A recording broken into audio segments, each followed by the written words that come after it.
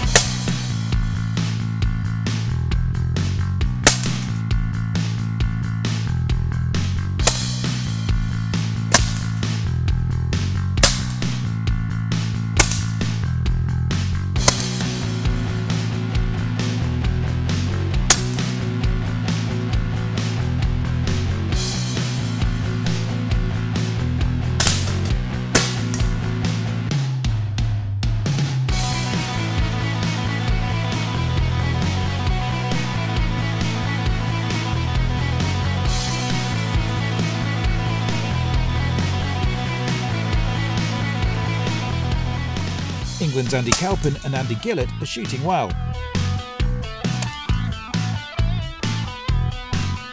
As are Welsh favourite Jack Harris and Northern Ireland's Conor McFlynn. 2010 World Champion Jose Redondo of Spain is a surprise package of the day as he continues to shoot well on the more difficult yellow course. Team USA's Greg Sauvé and Harold Rushton have dropped a few shots but are still in the running.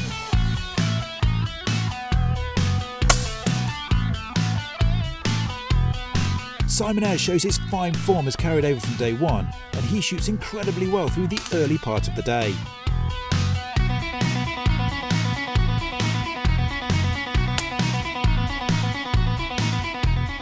Right, I've just shot, that's my 16th target I've just shot. I missed a closest needler earlier on, just because of a bit of a wind and maybe it's not the best shot I could have done. Still pretty dead, but the wind's sort of flipping very lightly from one side to another, so you've really got to keep your eye on it and hope you get it right.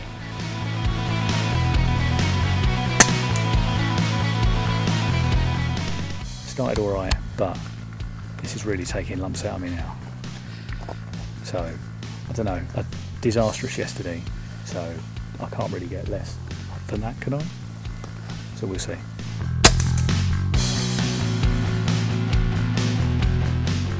Average day. I'd like to be doing better, but it's great to be out and get a few targets falling. So anyway, overall.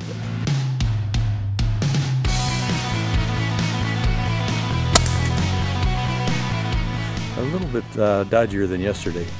A lot of really steep uphill and downhill shots, so I was finding it a little bit trickier. One man who is used to the pressure of the World Championships more than anyone else is the 1999 World Champion and Field Target legend Andy Calpin. Having competed in every World Championship to date and with more top 10 finishes than anyone else, Calps takes it all in his stride. As the most consistent shooter in field target history and a firm favourite amongst his fellow competitors, Andy knows what it takes to win. But nothing ever seems to bother him. He just shoots and smiles. He doesn't know how good he is. He's as good as it gets. And not just with an air rifle in his hands, as a human being, he's just incredible.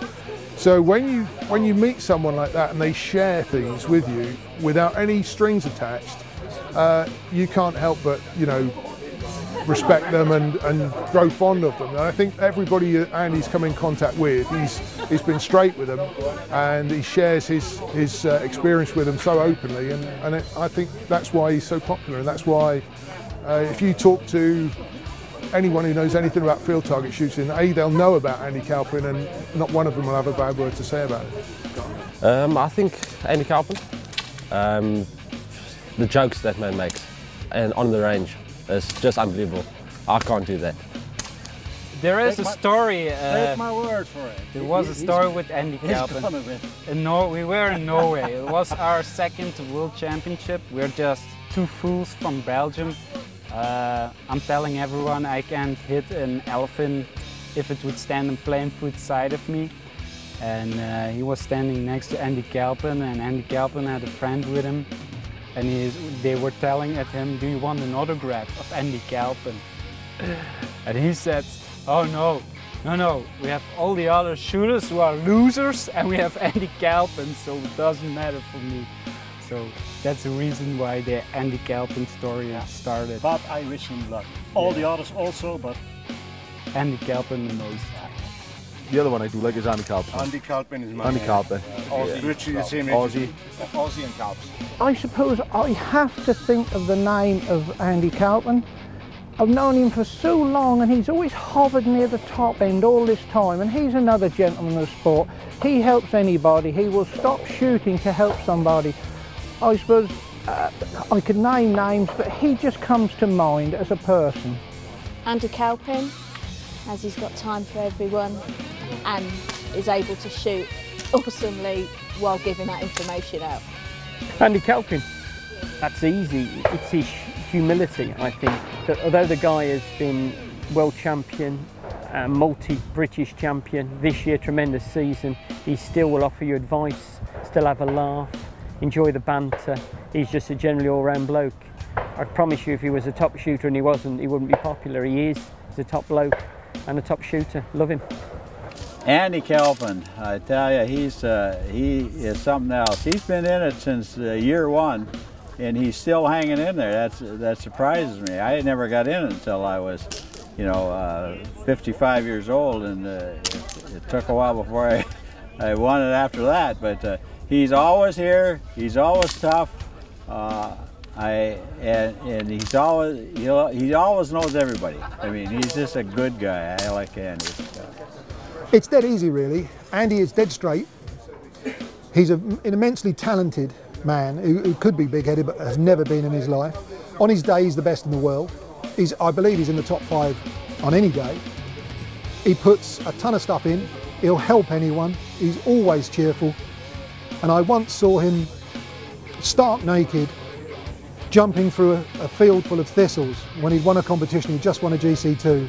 And I'll never forget the sight of Andy Calpin absolutely naked, hurdling thistles through an Essex field, because he said he would if he won it.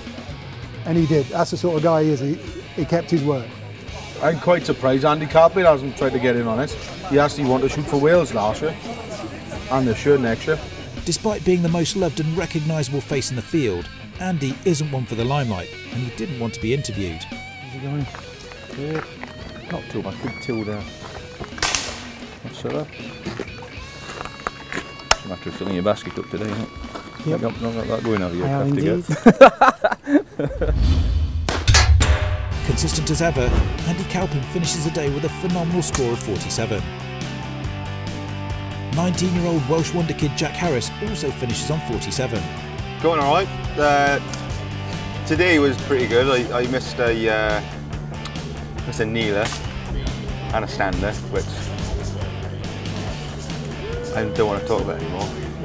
43, which is better than yesterday. I'm looking forward to the beer. 42 for me, which was absolutely shocking. One of the most disgraceful shoots I've ever done in my life. I had a 44 and I should have been a 49. And he's talking stone. I think if the bear had shot, he probably would have shot better than me, because I only had a 31. Irish master Conor McFlynn finishes the day slightly down with a 45. Joint leader from day 1, Greg Sauvé, finishes day 2 with a score of 46. As does fellow American Harold Rushton. All right, just finished the red course. Missed 4, so I've on a 46, looking 48 yesterday, so still there or thereabouts. The only thing I'm really annoyed about is I missed a full-size 30-yard kneeler, which you'd normally never do, and a mini kill just through me being a bit dim. But yeah, apart from that, I'm pretty happy. I'm still going to be sort of up there, but there's a couple of boys putting some big scores as well, so it's going to be literally all to play for tomorrow. So tomorrow should be pretty interesting. Jose Redondo finishes the day on a fantastic 48 to produce the biggest climb up the leaderboard. However, it's Simon Ayres who posts the best score of the day with an almost perfect 49. That leaves him clear at the top of the leaderboard on day 2 with a total score of 96 out of a possible 100. John Costello and Greg Sauvé trailing by 2 shots, and that's a big lead going into the final day. There's a chasing pack of 6 shooters just 1 shot back, including 4 former world champions.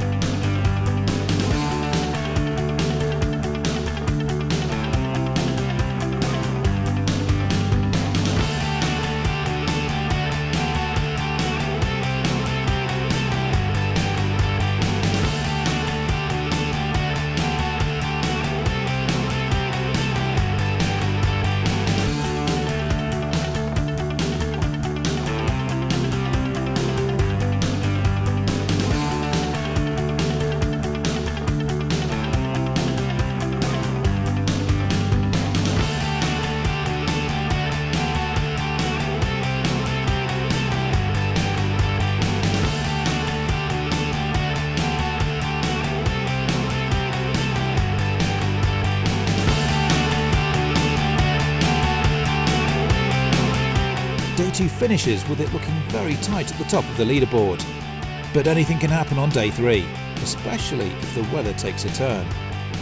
Tune in tomorrow to see who will be crowned the 2013 World Field Target Champion and who will crumble under the pressure.